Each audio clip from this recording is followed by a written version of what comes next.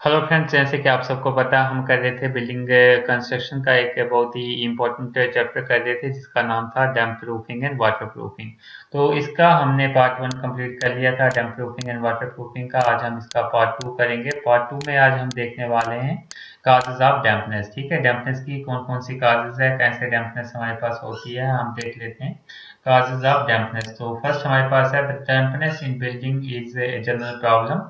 The various causes which are responsible for the entry of dampness। ठीक है, बहुत सारे causes हैं जिससे dampness होती है। फर्स्ट हमारे पास है rising of moisture from the ground, जैसे कि पीछे भी हमने देखा था। तो rising of moisture from the ground, ground से अगर मॉइस्चर राइज करता है उससे dampness होती है। जैसे कि मान लेते हैं, ये मैंने पीछे बताया आपको कि ये वाल है, ये हमारे पास बेस है, ग्राउंड लेवल है, ये हमारे पास वॉल है। तो नीचे से क्या करता है, ग्राउंड वाटर टेबल होता है, ग्राउंड वाटर टेबल से पानी राइज करता है।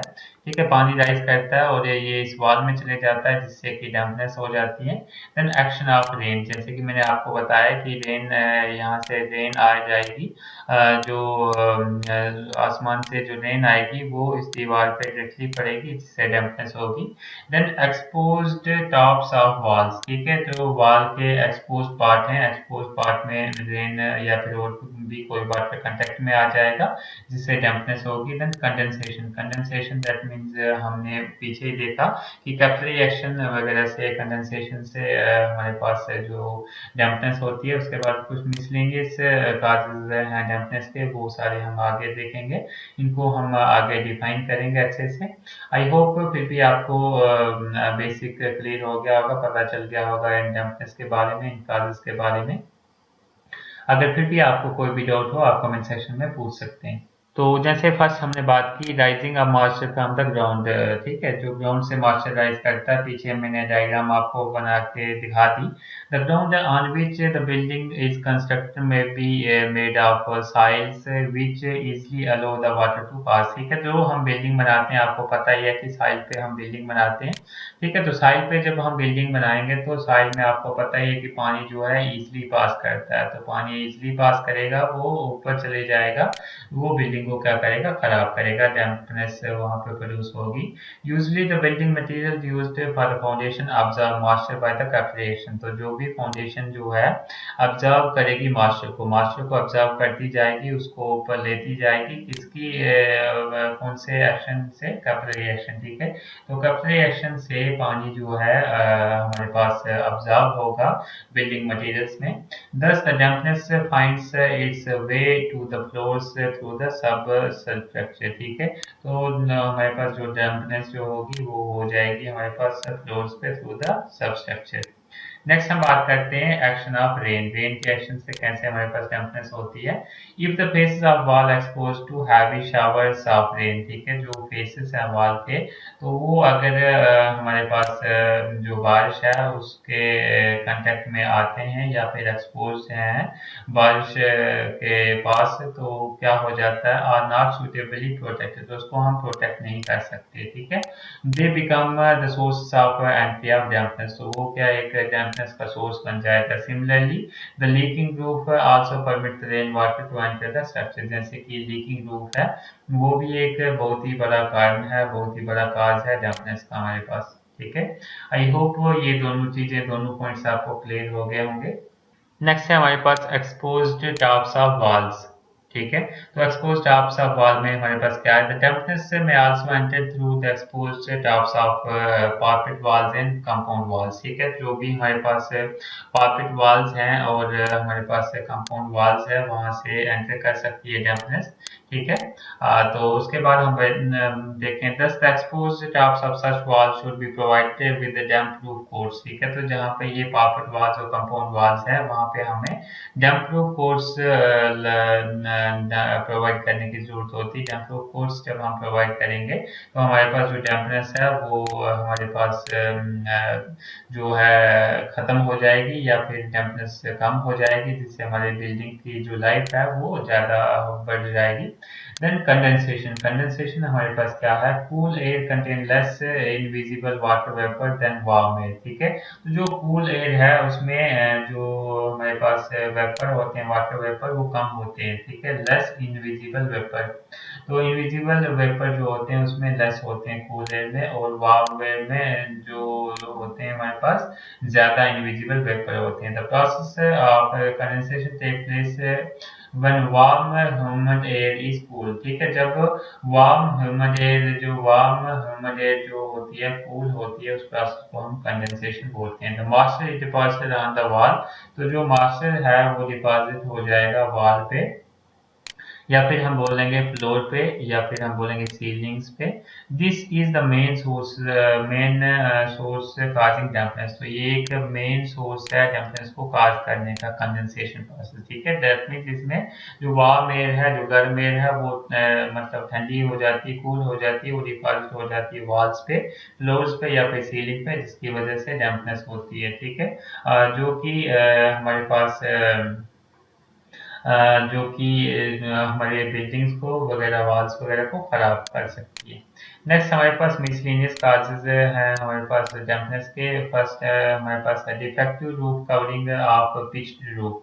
अगर हमने पिच्ड रूफ बनाया है तो उसमें हमने डिफेक्टिव रूफ कवरिंग्स डाली हुई है, उसकी वजह से डैम्पनेस हो सकती है। पिच्ड रूफ के बारे में मैंने चैप्टर में बताया हुआ है, तो आप एक चैप्टर देख सकते हैं जिसमें मैंने बताया पिच्ड रूफ के बारे में।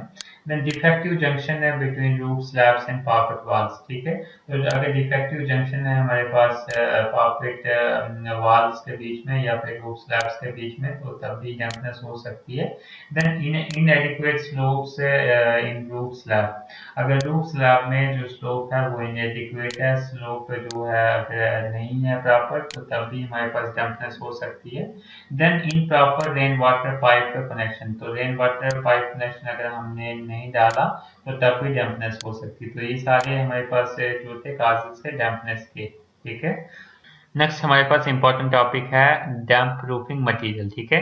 तो जैसे कि हमने बात की डैम्पनेस होती है, अब डैम्पनेस तो है हमारे पास, उसके काजेज और इफेक्ट बहुत सारे हैं, हमने देखे, काजेज भी देखे, इफेक्ट्स भी देखे, लेकिन अब हम उसको रोकें कैसे? तो उसको रोकने के लिए हमारे पास कुछ डैम्प प्रूफिंग मटेरियल होते हैं, तो वो हम यूज करके डैम्पनेस को रोक सकते हैं, अपनी बिल्डिंग को हम बचा सकते हैं, उसकी लाइफ को हम इंक्रीज कर सकते हैं, ठीक है।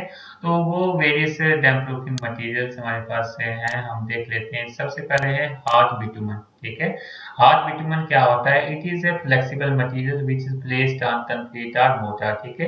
एक फ्लेक्सिबल मटेरियल होता है ये, ठीक है। Hard bitumen is a flexible material which is placed on concrete, concrete या फिर मोर्टार पे हम इसको प्लेस कर देते हैं, जिससे कि पानी जो है नीचे से राइज नहीं करता, जिससे डैम्पनेस नहीं हो पाती, ठीक है। सेकंड है हमारे पास मास्टिक अस्फाल्ट। मास्टिक अस्फाल्ट क्या होता है? It is a semi rigid material, ठीक है। तो मास्टिक अस्फाल्ट हमारे पास सेमी रिजिड मटेरियल होता है। उसके बाद it provides N impervious layer of damp proofing, ठीक है। एक इम्परवियस लेयर प्रोवाइड करता है हमें डैम्प प्रूफिंग की। इम्परवियस लेयर का मतलब होता है एक ऐसी लेयर जो पानी को अपने से एंटर नहीं होने देती। मतलब मान लो एक हमारे पास जैसे ये वाल है, वाल के जैसे ये मान लो ये मैं ऐसे बना देता हूँ सिंपली, ये मान लेते हैं वाल है, तो यहाँ पे एक मैं लेयर बना देता हूँ, चाहे वो हार्ड बिटुमन की डालूं चाहे मास्टिक अस्फाल्ट की डालूं, एक लेयर बना देता हूँ, जिससे क्या होगा, यहाँ से जो पानी एंटर करेगा ऊपर जाएगा, वो यहाँ पे रुक जाएगा, वो यहाँ से ऊपर नहीं जाएगा, जिससे डैम्पनेस नहीं होगी, वाल खराब नहीं होगी, ठीक है। तो ये चीज हम रूफ पे भी डाल सकते हैं, वो आप के अकॉर्डिंग है कि आपको कहाँ पे डैम्प प्रूफिंग मटेरियल डालना है।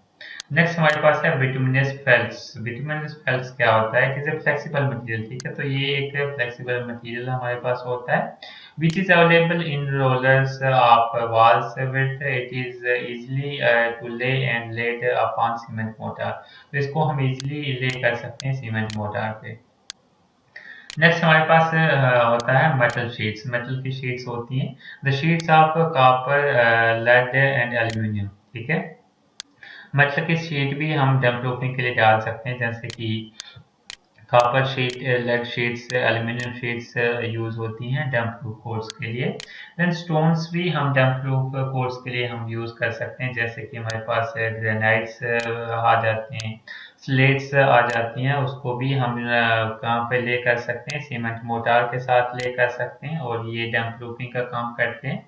देन हमारे पास है सीमेंट कंक्रीट, को भी हम डैम्प प्रूफिंग के लिए यूज कर सकते हैं। Then cement concrete with ratio of 1:2:4 as a good damp proofing course, ठीक है।